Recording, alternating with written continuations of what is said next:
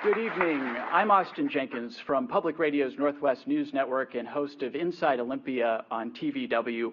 Welcome to the Kodiak Auditorium on the East Campus of Microsoft headquarters in Redmond, Washington. Tonight is the final debate between Democrat Patty Murray and Republican Chris Vance for U.S. Senate. Our debate tonight was organized by the Washington State Debate Coalition, founded by Seattle CityClub this year to increase access to nonpartisan debates. We encourage you to participate tonight on Twitter with the hashtag WAELEX. That's hashtag WAELEX. Tonight's debate is made possible by the financial support of lead sponsors AARP Washington State and Microsoft, supporting sponsors the Bill and Melinda Gates Foundation and the Henry M. Jackson Foundation, and debate sponsor PEMCO Insurance. We also want to thank Microsoft for lending its support to host this event. Now, let's begin with our opening statements. We had a coin toss prior to the debate and determined that Senator Murray will go first. Your opening statement. Well, thank you, Austin, and thank you to the Debate Coalition for putting this together and Microsoft for hosting us tonight. Thank you to all of you who are here tonight and listening in, and Chris, great to join you again as well. Like many, I am often frustrated by the gridlock and dysfunction of Washington, D.C., but here is how I get things done. I start with my Washington State ethics that were instilled in me at a very young age. You work hard, you do not complain, and you persevere till you get it done. And I come home every weekend and talk to people from communities around the state and hear their stories and their hopes and their dreams, and I take those back with me to Washington, D.C. every Monday morning to try and solve the problems that people face here. Here's a good example. A few years ago, I was hearing from so many parents and teachers and students that the federal education law, No Child Left Behind, wasn't working for anyone. I talked to one parent, Duncan Taylor, who told me that his son, who goes to Highline schools, had a good teacher, did well, but he got one of those letters home that said his school was failing. And Duncan said that he knew that the education his son was getting wasn't a failure. And worse, he felt that the loss of federal education dollars meant that many of the students who needed it the most would really lose out. So I took Duncan's story and that of many parents and students back with me to Washington, D.C. I found a Republican to work with. We wrote a plan, and we worked through that gridlock and dysfunction to pass a law that now means that it will work better here for Washington State families and parents and teachers. I hear people across our state talk to me about how the economy isn't yet working well enough for them. They're worried about college affordability or paying back their student loan. They talk to me about the crisis in their neighborhoods from gun violence, and they want us to get something done there. They tell me that they want to make sure that Medicare and Social Security is there for them. I take that Washington State work ethic, I listen to their stories, and I take them back to make sure that the policies that we pass and the investments we make work for the people I represent. So that's why I ask for your vote, so I can continue to be your voice and fight for you in the United States Senate. And finally, let me say this. I am tired of the hateful, divisive rhetoric that we are hearing at the federal level.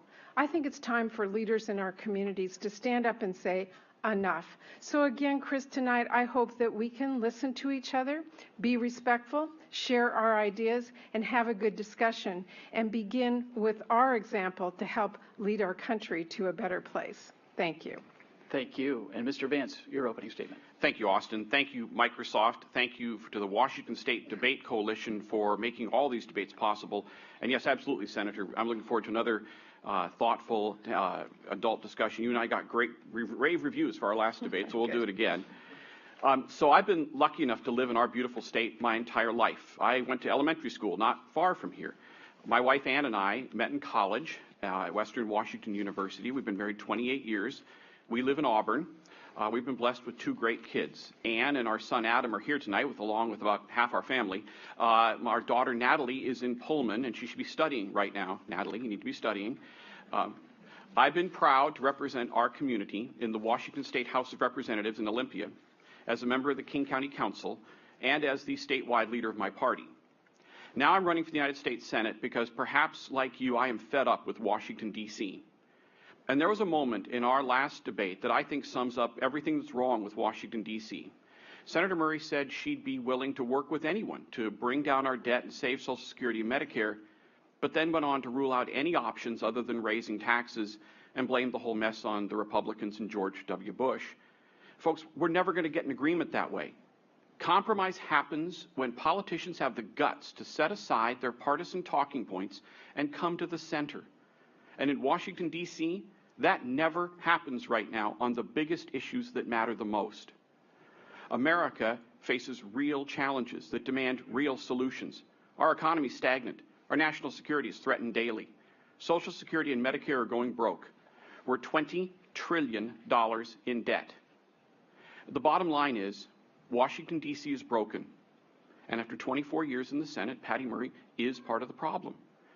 I think after this election, we need new independent voices in the Senate, people who will work to bring Republicans and Democrats together to solve the biggest problems, rather than just be rubber stamps to whoever the president is or to their party's leadership. Folks, this election is about a lot of things, but it really comes down to just one thing. It is time for a big change, and that's what I look forward to talking to you about tonight. Thank you. Before we begin our formal questioning, there is a way for all of you here at Microsoft and those watching or listening on our many platforms can participate in shaping tonight's debate. This is in thanks to our friends at Microsoft Pulse. You will see on the screen that if you go to wadebates.org, that's wadebates.org, you can help decide the subject matter we will discuss later in the hour. You will be able to pick from 4 topics: healthcare, mental health, national politics, and paid parental leave. In a few minutes, we will check in on the results, and that will determine, again, some of the questions in this debate. This evening, I am joined by some of my colleagues in the news coverage field. Our first question tonight comes from Dave Ross of Cairo Radio in Seattle. Thanks, Austin. The Debate Coalition has received hundreds of audience questions about immigration reform, especially as it affects people who are invited here on employment-based visas. Senator Murray, this is a question from Pradeep in Redmond. I've been in the USA for 10 years now on an H-1B visa. My application for a green card is still pending, and there is no hope of getting one in the near future. Every time I go out of the country to visit my family back home, I run the risk of getting stuck outside. I have to put my job, my house, my kids' education at risk to go on a vacation. What efforts are being taken to help legal immigrants awaiting employment-based green cards, and do you support the removal of the per-country limitation on H-1B visas? Well, thank you so much, Dave, for that question on behalf of Habib. And I think it's safe to say that absolutely no one in our country thinks that our current immigration system is working today. We're at Microsoft this evening, and I know for them, they say it is not working for them. For our farms in the state of Washington, it isn't working for them. They can't have a secure workforce. And critically, it is not working for people like Habib, who live in the shadows and live in uncertainty. And it is imperative that we take up this issue at the federal level. I was very proud to be part of a bipartisan group of senators who passed strong immigration reform. It secured our borders. It provided a pathway for citizens. It fixed many of the rules that we face today and made sure that we brought some certainty. Unfortunately, it was stopped in the House and was not brought up for a vote, but I am determined to work to get this done. And one of the stories I have heard is from a young woman named Mari, who came here when she was 7 years old, grew up here, got good grades, worked hard, and she tells me that she now wants to start a business and get her business degree, but she's living in the shadows. What Mari said to me is she wants to be known. We should want Mari to be known, and we need to fix our immigration system so that can happen. But again, the question was, would you essentially allow more people in under these visas? The way this has to work is it has to be done in a balanced way under our immigration system so that we take all parts of what we are doing and make sure it's fair and balanced. Many people are concerned about the H-1B system that we have today that brings people in, mostly because they want to make sure that people here in the United States have access access to jobs. We all do. We need that workforce to be educated and trained for the jobs that are here, but it can be done in conjunction with the H-1B program. And Mr. Vance, same question for you. And do you support raising the per-country limitation on these visas? Dave, the H-1B program we're here at Microsoft, where this has been utilized for a long time to get the workers who supposedly have special skills, high-tech skills that are necessary. I support that. But I have heard from a lot of tech workers and software workers here in Washington State that they think the H-1B program is being used to just simply bring in workers from overseas and then lower the salaries, and they're very concerned about that. I am pro-immigration reform. I think that the 2013 bill that the Senate passed had all the elements we need, and we do need a strong H-1B program, but there has to be a balance between protecting jobs of people who are already here. We've been talking a lot about immigration during this election, but just about everybody understands what has to happen. Yes, we need border security, absolutely. Then we need a guest worker program for the 11 to 12 million people who are already here. We need a better guest worker program both for high-tech and otherwise. But the problem is, once again, Congress failed to get this done. Immigration reform has been stalled in Congress for years. It's one of the best examples of the gridlock that's going on. I think we need more people, especially more Republicans, who are going to work across the aisle to make sure the next Congress actually passes comprehensive immigration reform. It's the right thing for our economy. It's the right thing for families all across this state. So did I hear you correctly? You would not raise the number? Dave, I'm pretty decisive about a lot of things. On this one, I need to study this. I've heard a lot of concerns that we're already allowing too many people in on H-1B. So this is one where I'm going to go into Congress with an open mind on exactly what the number needs to be per country for H-1B visas. Thank you. This is a question for both of you. On Friday, a wave of cyber attacks disrupted major websites, including Twitter, Netflix, and Amazon. We've been hearing a lot during this campaign cycle about hackers gaining access to the Clinton campaign and the DNC. What can and should the United States do to better safeguard our public and our private networks and systems? And how do we balance the need for cybersecurity with the right to privacy? Mr. Vance, I'll let you respond first. Well, the right to privacy goes to, I think one of the main rights to privacy is to not have your system hacked. I don't understand this. I don't understand when I read headlines that foreign governments, particularly the Russians, are, according to our intelligence services, participating in this sort of activity, and we tolerate it. I mean, as I understand, the United States Cyber Command is the world's best at cybersecurity and also cyber warfare.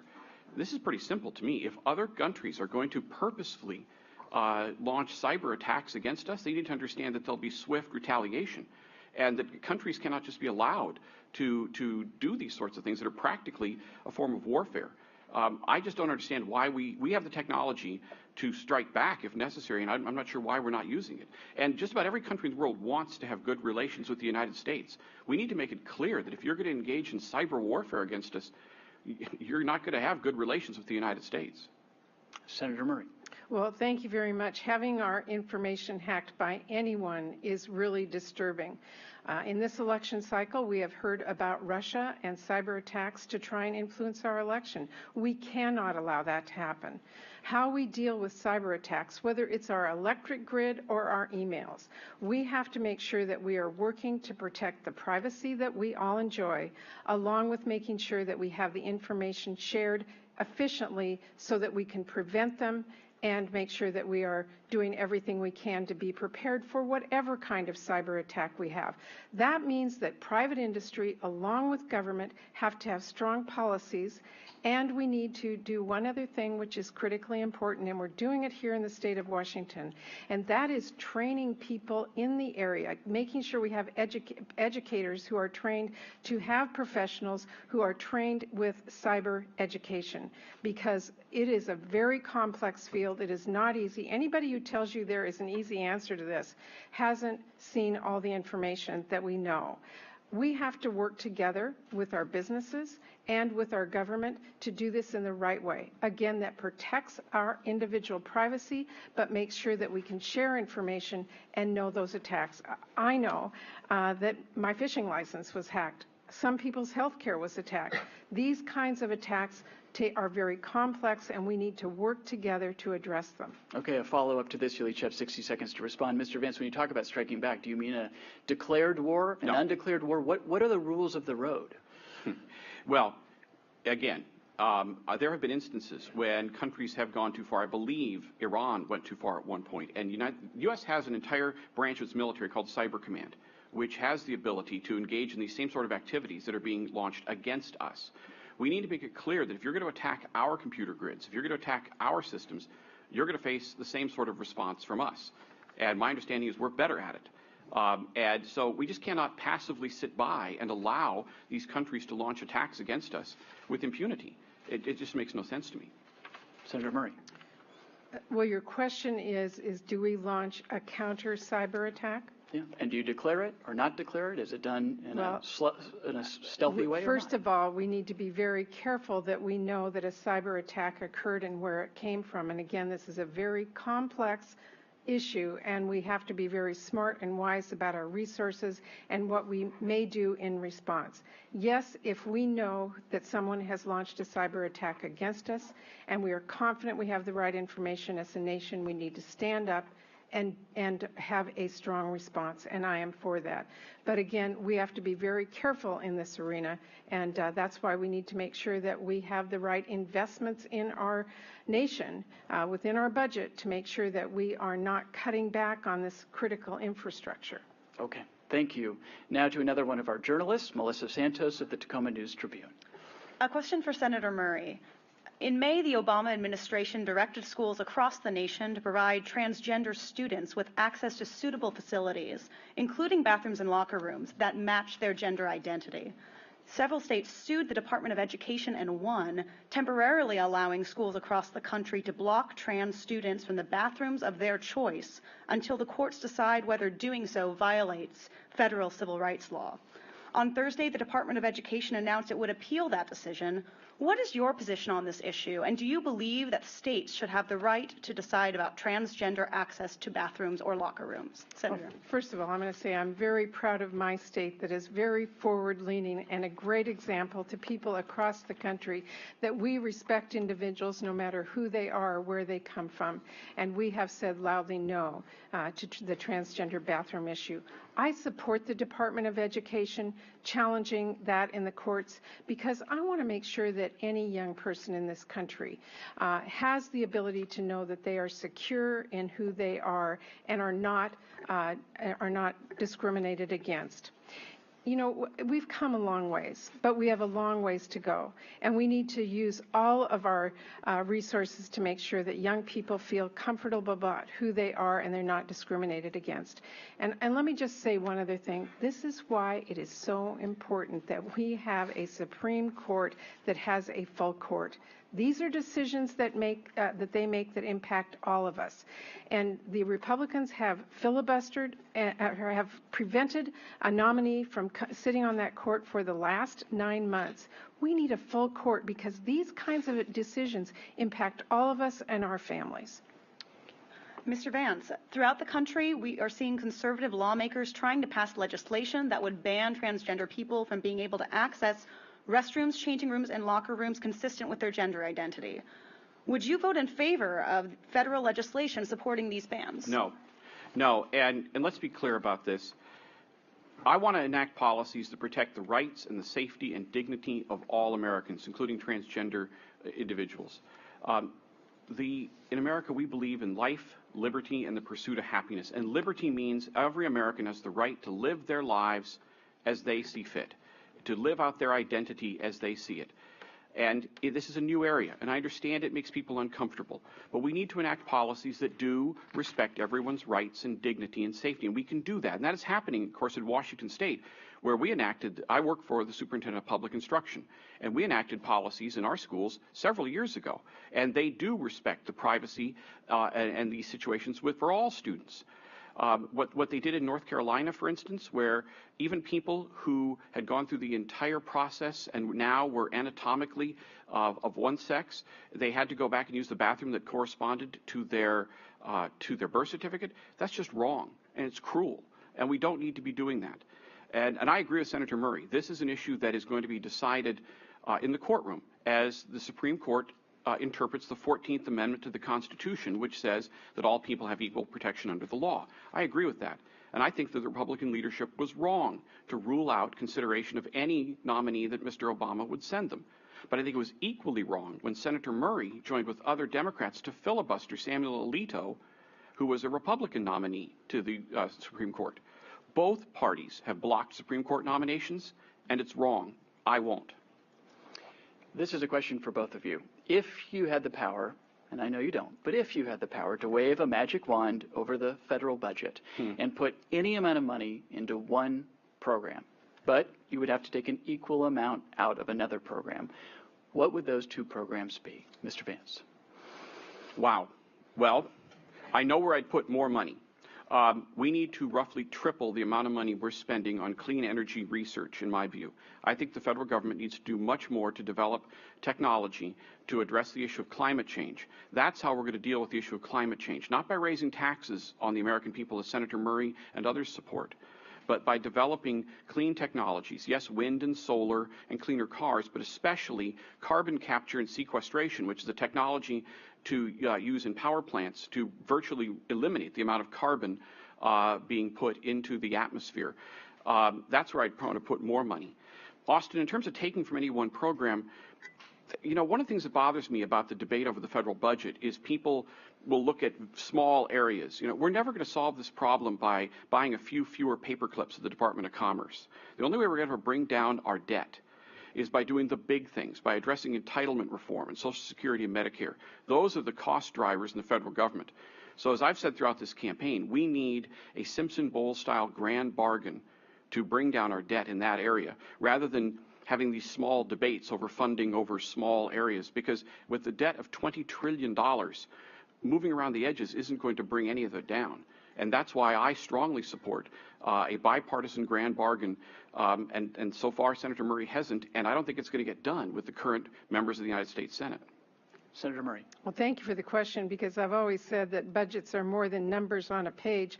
They are what set the priorities and policies of our country. And the investments that I think are most important today are the ones that help grow our middle class, making sure that we have a strong education system, the issue of college affordability, the investing in our infrastructure, making sure that people have the capability to have a job that pays them more so we can grow our economy from the middle out. So I would absolutely invest in education and research and helping our middle class grow. And I would pay for that by closing corporate loopholes that benefit the wealthiest Americans and biggest corporations, because I believe that the trickle-down theory doesn't work, that if we help grow our economy by investing in middle-class Americans, that's how we can get a better budget that actually reflects the policies and priorities that are important for our country. Okay. I suspected we might not hear a specific vote for a cut, but we're going to move on. Before we continue Well, I to our consider next... corporate Austin. tax loophole a cut. I've been very specific about where we need to make changes in the federal budget. Before we continue to our next question, we want to check in on our Microsoft Pulse topics. You are picking from 4 topics, and we have some early votes in. Right now, national politics is leading with 34%, healthcare with 28%, surprise, surprise, right? Yes. Mental health with 22%, and parental leave with 16%. You can still vote. If you go to wadebates.org, that's wadebates.org, you can still vote on the subject matter that we will be discussing later in the debate. We now go to our next question, and joining us now is Pacific Lutheran University student Kate Hall. Kate. A question for both of you, starting with Senator Murray. Hillary Clinton has proposed a plan that would allow every student from a family making $85,000 a year or less to go to an in-state 4-year public college or university without paying tuition. By 2021, Clinton says, families with incomes up to $125,000 a year will pay no tuition at these institutions. Her plan would require congressional approval. Do you support her plan? If not, how do you propose to address the affordability of higher education? Well, thank you for asking that question, because it's one I get from so many people today. I get it from young kids who tell me when they're in 8th grade that they don't plan to go to college because they think they can't afford it. And I talk to students in college like you too often who tell me that they're working 2, 3, 4, and even 5 jobs to pay for college education today, taking it a very long time for them to complete college. And then they have a student loan and they say to me, I'm not able to buy a car or a home or even kids because I'm paying back my student loan. So I am really excited that we are having a conversation in our country today about how we can make college more affordable for people. I want everyone who wants it the opportunity to go to college, and our economy needs people to get those skills so we can again help grow our country. So yes, I'm very interested in the proposal that Hillary Clinton has put out there. I'm looking at how we can make that work. I think it is a great conversation to have. One thing that I think is important is as we put this together, and I hope we can get bipartisan support, we need to make sure that we have accountability so that we know students are going to school and getting good grades and that they are achieving what we want them to do, which is to get a degree that will allow them to get a job and contribute back. But I think it is a good conversation to have, and I'm very proud that the Democrats are putting that forward and look forward to working with Hillary and others, again, hopefully in a bipartisan way, to assure young people in this country today, don't give up when you're in 8th grade. Keep working when you're in college, and to families across our country that those student loan debts that you have will be lessened for the generations coming behind you. Thank you. Mr. Vance? You know, I've got a daughter who is a junior at Washington State University. Nothing would make me happier than free college. It'd be great. Okay?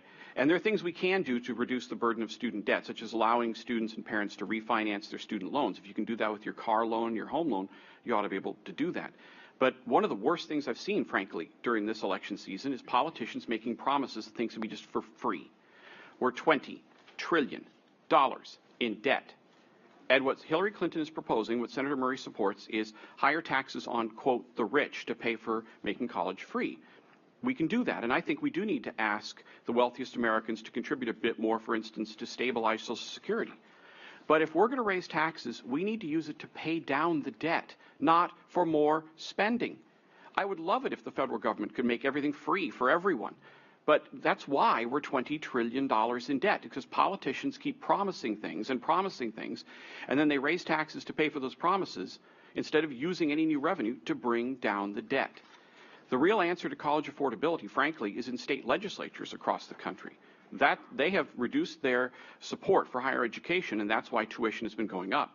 Now, here in Washington State, we went the other direction, and they actually lowered college tuition. That's the way to go. The answer to this is in Olympia, not Washington, D.C. But on the broader point, that's why the federal government is $20 trillion in debt, is because politicians keep promising everybody free stuff, and we can't afford it anymore.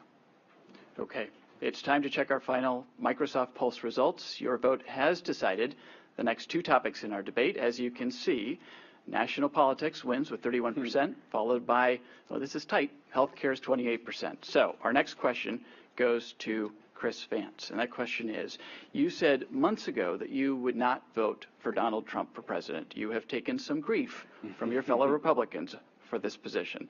What do you say to those Republicans about how you fit today into the grand old party, given the rise of the Tea Party and the candidacy of Donald Trump? Wow, Austin, we've been living that issue. This has been a very, very difficult year to be a Republican. Yeah. I haven't changed.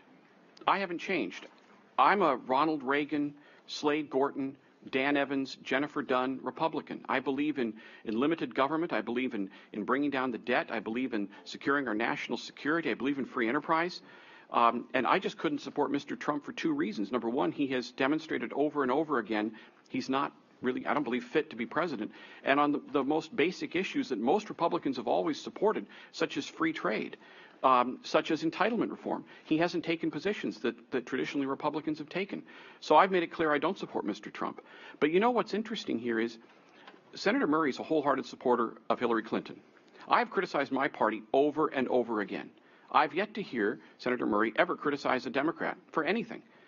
And we need, I believe, in this new era, we need people who are going to be independent voices, not rubber stamps to their party leadership or their presidential nominee. I intend to go to the Senate as a free agent, somebody who can work with anybody to solve these problems. The last thing we need right now, in my view, is to elect Hillary Clinton and give her a blank check rubber stamp Congress. I think that is a major concern, and it's a major difference between the two of us. Senator Murray, you do support Hillary Clinton for president. In a CNN poll earlier this summer, 68% of respondents said honest and trustworthy are not characteristics that apply to Hillary Clinton. How do you explain to Washington voters, including those who supported Bernie Sanders, your unflinching support of Hillary Clinton? Well, I'm very proud to support Hillary Clinton for president, and here's why.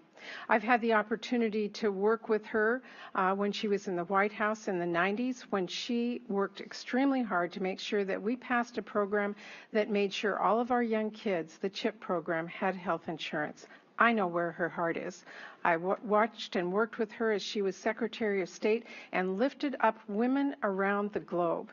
And I know that today she understands what's happening to middle-class families. She knows that too many people today face workplace issues where it makes it impossible for them to meet their economic potential. So she's talking about workplace policies like paid family leave and making sure that you get paid when you take sick leave and you don't lose out on your salary. Investing in education and college education like we talked about before. I know that she will work hard to lift up families around the country, and I'm proud to support her in that. And I'm also proud as the grandmother of 2 young girls to know that they will have a woman as the president of this country. Here is our healthcare question. Diana from Bellevue asks, untreated hearing loss is associated with social isolation, depression, and greater risk of dementia, as well as reduced quality of life. Medicaid no longer covers hearing aids. Would you sponsor or co-sponsor legislation to restore it? We'll begin with you, Senator Murray. So her question is that Medicaid does not cover hearing aids and she wants it covered. Well, I certainly understand her concern. Hearing is a critical part of learning. It's a critical part of participating in society. And I would love to talk to her about how we could do that. And as we rightly know, Medicaid is a health care program that is impacted by costs, and we have to adjust as we look at how we do that. But I do know this. Healthcare is a critical issue for so many people in our country, and we have to make sure that our federal policies, programs like Medicaid and Medicare, are there for people so that they have the support they need. Okay. Yes, absolutely. Medicaid needs to cover hearing aids. We need to raise the Medicaid reimbursement rate so more doctors will see Medicaid patients. It bothers me whenever I go into a doctor's office and there's a sign saying we don't take Medicaid patients. But this has to be part of a comprehensive solution. One of the worst things that happens in Congress right now is politicians respond to a need and they increase funding for a program and then they don't pay for it. Or they cut taxes and they don't pay for it, and it drives up the debt. This is why I'm such a strong supporter of a Simpson-Bowles-style solution to our budget problems. This was the bipartisan commission appointed by President Obama to come up with a comprehensive solution to bring down our debt, reform our tax code, and stabilize programs like Social Security, Medicare, and Medicaid. It's going to involve some increases in revenue, which Republicans need to accept. It's going to involve some changes to our entitlement programs, which Democrats need to accept. All of these things have to be done together, not piecemeal, because when we do them bit by bit and don't pay for it, that's how you end up driving up the debt. And the debt, Austin, is not just a number. The debt is one of the main reasons why our economy is not growing. The Congressional Budget Office tells us that if our debt was on a downward path, then we'd have 5% more economic growth. More people would find more good jobs. People are hurting out there. The gap between rich and poor is widening because our economy is just not growing. We've had less than 3% growth the past 10 years for the first time in American history. And one of the main reasons why is because our debt is crushing the life out of our economy. So these things all have to be done together in one grand bargain. And right now, this generation of politicians in Washington, D.C., they've demonstrated they don't have the brains or the guts to get it done. Thank you. So that brings to an end our Microsoft Pulse segment of our debate. Thank you to all who participated here in the auditorium and across the state of Washington. Now back to my colleague, Dave Ross. We talk about foreign policy now, and this goes to Chris Vance first. Under what circumstances would you vote to authorize the use of force and American intervention in the ongoing Syrian civil war, and would you commit more ground forces than we have now? Yeah, Dave, that's a great question. I'd love to have more than a minute 30 to answer this. Let me first say that any question involving military force or foreign policy to me goes back to the need to prevent war, to prevent a major war. I have a 24-year-old son. I understand the fears people have about getting the United States involved in major confrontations. The way to avoid that is to be consistent and firm and strong in our commitments. Syria is unbelievably complicated. You have the situation with ISIS, and you have the ongoing civil war in Syria between Sunni and Shia, and then you have the problem with the Kurds who are in conflict with the Turks. It's extremely complicated. We need to be focused first on job one, which is destroying ISIS on the ground. ISIS is the country that is an existential threat to many areas of the Middle East. They are launching terrorist attacks across the country. They're the ones killing Americans here in the United States. So I'm glad that we are putting pressure on Mosul. We need to go farther, and we need to take back Raqqa in Syria. We need to do whatever is necessary to destroy ISIS. If the Pentagon says that involves a few more ground troops, then that's what's necessary. But our first job has to be to destroy ISIS. Then I think we need to try and use diplomacy to try and settle the Syrian civil war. That's what's causing the refugee crisis, is the Syrian civil war. It might even involve getting the UN involved in further partitioning that part of the world. Maybe, as we did in the Balkans, we need to redraw some borders to separate Sunni and Shia. That's the big, the underlying conflict here is Sunni versus Shia, so it's going to require some major leadership. But we cannot, unfortunately, we cannot rule out the use of American ground forces to accomplish these missions. Okay, so I heard a few more ground troops possibly. Senator Murray, same question to you. Under what circumstances would you vote to authorize force in the Syrian civil war, American force, and would you commit more ground forces than we have now? Well, thank you. That's a really important question, because one of the most important priorities we have is to make sure that we protect America and America's citizens. We do have to fight terrorism, but terrorism is not a country. Terrorism is across the globe, and we need to fight terrorists wherever they exist. The situation in Syria is extremely complex. And I know that the thing we should not be doing right now is putting American troops at risk in a civil war in Syria. We do need to fight terrorism, and we need to take terrorists out where they exist by using our airstrikes to take out their leaders and their financial resources. We need to make sure that we are working in global partnerships to go after terrorists wherever they are. And we're doing that now in Mosul, supplying support for the Iraqi troops that are taking out terrorists there. That's the right thing to do. But we also have to secure this country as well. We know that lone wolves are actually more likely here in the United States. We've seen that in San Bernardino. We've seen it in Paris. And that means that we have to make sure that we are interrupting their social media that they are using to recruit terrorists and fight that back on social media networks, which we are now doing. We also need to make sure that here at home we are protecting our own communities with our police, so if we have a terrorist attack here, we have the resources to go for it. And finally, I just have to say this. The very least we should be doing is saying that if you are on a terrorist watch list, that you cannot purchase a gun. And I'm deeply frustrated that the Senate refused to pass that bill not very long ago.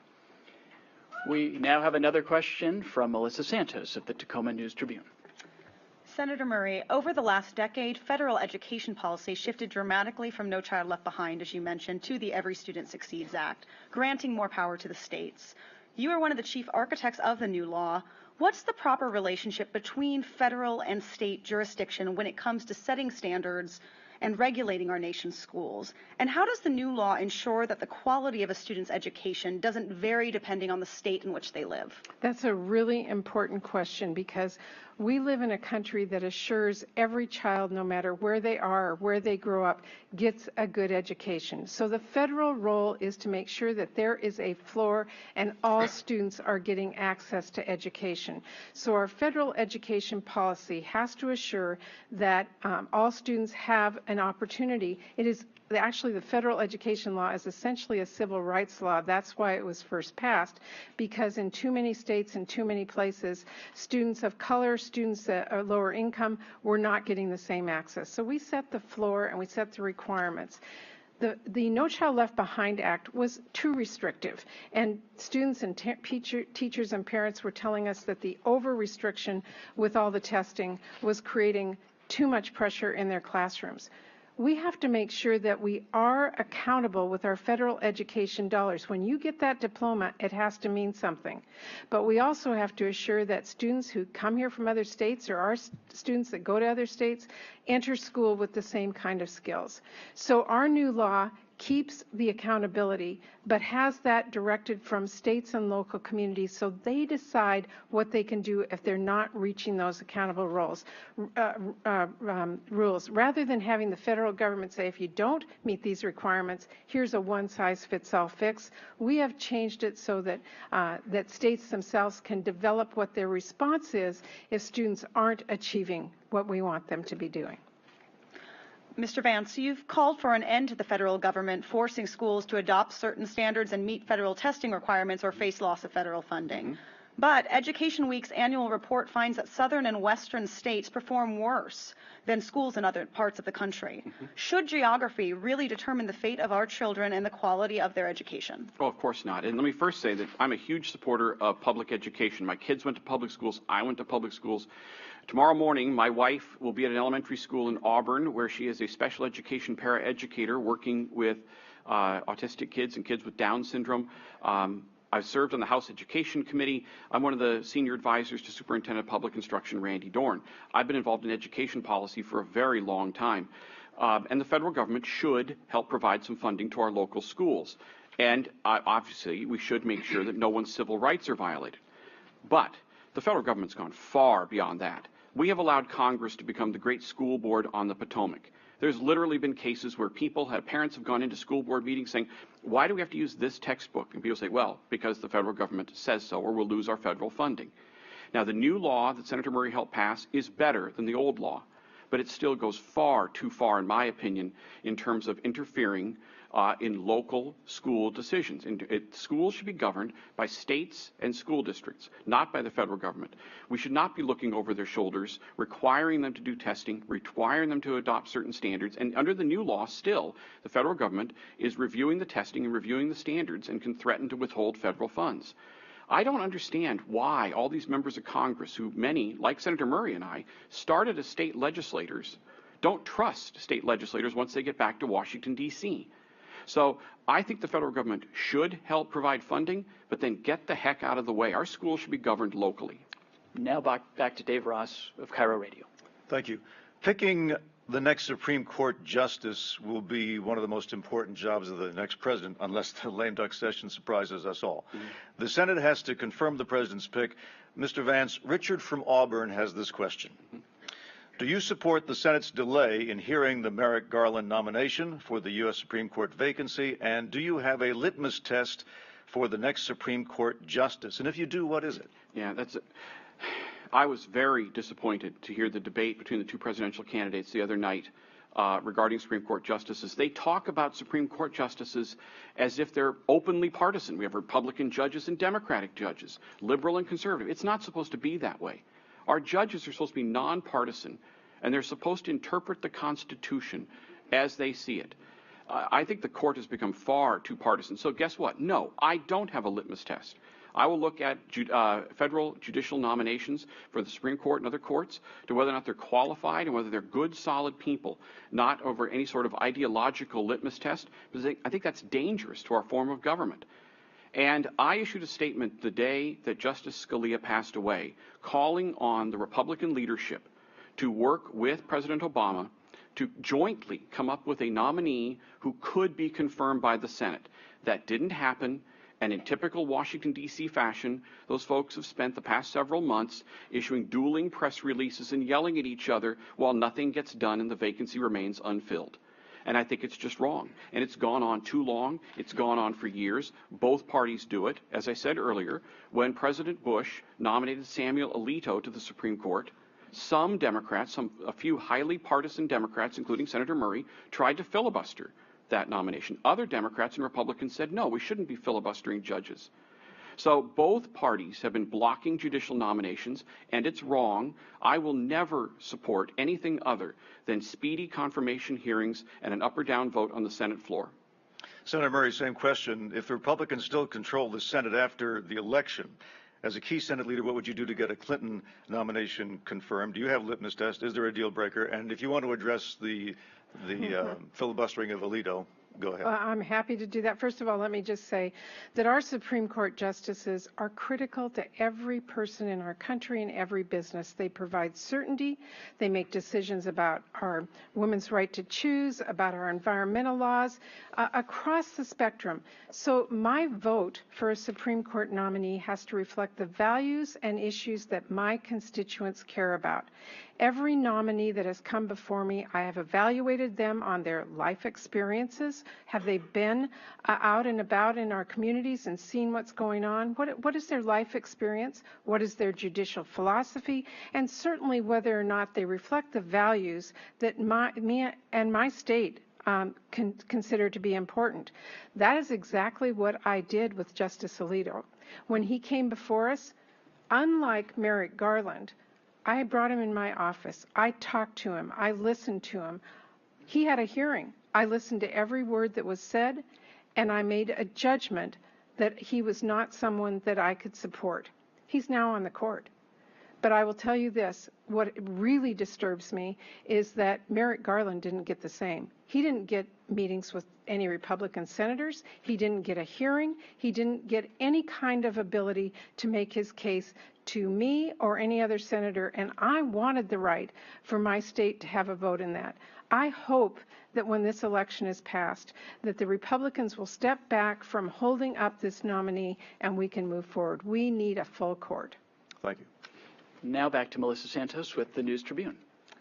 For Senator Murray, Alexandra from Spokane asks, Senator Murray, you sit on the Armed Services Committee. You and fellow Democrats have tried and tried again to pass budgets that increase funding for the Veterans Administration.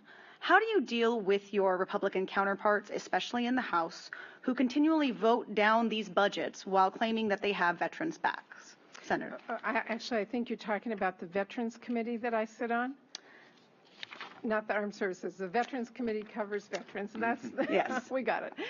First of all, one of my highest priorities as the daughter of a World War II veteran and the first woman ever to ask to be on the Senate Veterans Committee and to be there to make sure that even though I voted against the war in Iraq, I made it very clear that if my country does send our men and women to fight for us, that I will be there to fight for them. And I stood up when no one else was and said, we are not providing the support we need for our men and women who are coming home from the war in Iraq and then in Afghanistan, to make sure that we were there for them with more than just a promise, that we were there to make sure that the services that they earned, they got, to do it in a timely manner, and we are not there yet. We still have a work to do. I hold every administration, Republican and Democrat, 2 feet to their fire. We're not there. We have to keep going. And I have gone further than that to make sure that our men and women who serve us, that they get the skills and the ability to get a job when they come home, so that we can make sure that the work that they've done is replicated. I call on every one of us as citizens and business owners and people to make sure that we are doing what we can do to help make sure that the men and women who served us get what they deserve. And that includes fighting in the Budget Committee year in and year out to make sure we have the resources to take care of those who have served us. Thank you. I'll let Alexandra know which committee you sit on. That's right. Similar question for you, Mr. Vance, in response to Alexandra. Would you vote for increased funding for the Veterans Administration? Why or why not? Oh, we need to spend whatever is necessary to maintain our commitments, to keep our commitments to America's veterans. That's, again, everything. Everything has to be done in the context, though, of an overall budget agreement that's going to be directed towards bringing down our debt, stabilizing Social Security and Medicare, reforming our taxes, and putting the debt on a downward path. But when you talk about the federal budget, again, the big giant cost drivers are the big entitlement programs, Social Security and Medicare and other health care programs. So there is money available for the other programs, I think, in the context of a big budget agreement, including veterans programs. And of course, we have to do that. My dad was a World War II veteran, fought in most of the major battles in Europe, and got a veterans disability check for the rest of his life. As soon as I announced for the U.S. Senate, my phone started ringing and guys started getting emails from veterans passionate about this issue. It's an enormous issue here in Washington State, where we have so many military bases and so many retired veterans. And what I hear consistently is a lot of veterans, maybe most of them, like the service they get from the VA, once they get in the system. The problem is the queue in getting in the system. Literally hundreds of thousands of veterans have died waiting to get service from the VA. So Congress needs to hold whichever administration it is next year more accountable to better fix the administration of the VA. And then I think we need to give more veterans more options to seek services outside the traditional VA system if that's what they want to do. Are you saying that you wouldn't support more funding without additional reforms at the VA? No, I didn't say that at all. I just think what I'm saying is, again, I get very nervous about politicians promising, I'm going to increase funding for this, and I'm going to increase funding for that, and then not paying for it, and then not being part of a comprehensive budget agreement. That's what we have to do. Okay. Candidates, we have just a little bit of time left, so I'm going to give you 1 minute each for this question, but I think you can handle it in a minute. For both of you, what is the first website that you look at or open in the morning when you get up, and what is the last one you look at before you go to bed at night? And we'll start with you, Chris Vance. You'll have a minute. Oh, absolutely. The 3 websites you guys work for, absolutely. In addition to the local news sites, I look at all the websites that aggregate the news. I love realclearpolitics.com. And the others that take all the various news stories together into one site where you can pick and choose what you need to read. The internet is a wonderful tool for finding the news online. So that's pretty much where I go. Okay. Senator Murray. Well, I just have to be honest. I would love to tell you the very first thing I look at is all of your websites, but I will be honest. I look to see because I want to find out how my grandkids are doing and how my family's doing. So I look at what they're up to on Facebook and other sites. But I do look at many of our state's newspapers across the state and our media to find out what's going on so that I can keep current and continue to be a strong voice for whatever the issues are that people are facing in our state. I knew you could both do that in under a minute. Thank you. That does bring us to the end of our formal questions. It is now your opportunity to provide closing statements. Senator Murray, we will begin with you. Well, thank you very much to our moderators. You did a good job. Thank you to our audience. And Chris, thank you again. I think we've had a thoughtful discussion. I think Chris and I both agree that our country and our economy is not working as well as we would like it to. I think that we disagree on our approaches and our policies to get us there. Here's what I want you to know. I'm watching my grandchildren grow up in this world, and I want for them what you want for yours, that they get a good education, that they go to college if they want to, that they have health care and mental health care, that they dream their big dreams and be what they want to be. I want them to know that their country is there for them, as it was for me when I was growing up and my dad got sick and lost his job. My country was there to make sure he got his veterans pay and veteran services. They gave my mom the ability to go to school and get the skills she needed to go back to work and get a job and help out all 7 kids in our family. And my country was there to invest in me to make sure that I had grants and student loans to get an education and be here tonight in front of all of you as your United States Senator. I want my grandchildren to know that in this country we respect our neighbors and all Americans and treat them with dignity.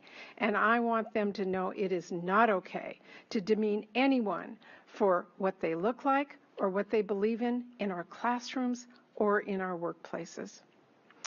I ask for your vote so I can continue to fight for you and those you love, to help them realize the American dream, that no matter where you are or where you come from, the color of your skin, how much money you have, that your country will be there for you. That's the promise I will work for every day as your United States Senator. Thank you. And Mr. Vance, your closing. Thank you, Austin. Thank you, Microsoft. Thank you, Senator Murray. I think you and I have shown how debate should be conducted, I think, during this campaign. And most importantly, thank you to the Washington State Debate Coalition, to Seattle CityClub, Diane Douglas. You guys are fantastic. None of this would have happened without you, and we need more of it. I hope the Debate Coalition grows and expands because our democracy needs more of this. Folks, we are coming to the end of one of the most disappointing and divisive elections in recent history. I am very concerned that after all of this, the gridlock and dysfunction is just going to continue in Washington, D.C. But I'm equally concerned about giving Hillary Clinton a blank check rubber stamp Congress. I think we need independent voices in Washington, D.C. We can fix America's problems, but we cannot continue to accept politics as usual, excuses, and blind partisanship. And electing the same people year after year, decade after decade, will not change anything. If you want change, you've got to vote for change. I'll be a different kind of senator. I'll work hard every day to change the culture in Washington, D.C., to bring Republicans and Democrats together to solve our biggest problems. I'll be an independent voice and never anyone's rubber stamp. And I would be honored to have your vote. Thank you and good evening. And thank you to our candidates. If you have not yet already received your ballot in the mail, you should expect to get it in the mail by this Tuesday, October 25th. New Washington State voters do have until October 31st, that's Halloween, to register in person. And of course, don't forget to vote by November 8th. Remember, ballots must be postmarked or dropped in an approved box by Election Day. Drop boxes close promptly at 8 p.m. on Election Day. For more information, you can visit the sos.wa.gov website. Good night, and have a good, and please vote. Our debate coalition and its founder, Seattle CityClub. Thank you again to our debate host and lead sponsor, Microsoft.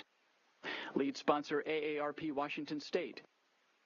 Supporting sponsors, the Bill and Melinda Gates Foundation and the Henry M. Jackson Foundation. Debate sponsor, PEMCO Insurance. And individual donors to Seattle CityClub's Empowered Voters campaign.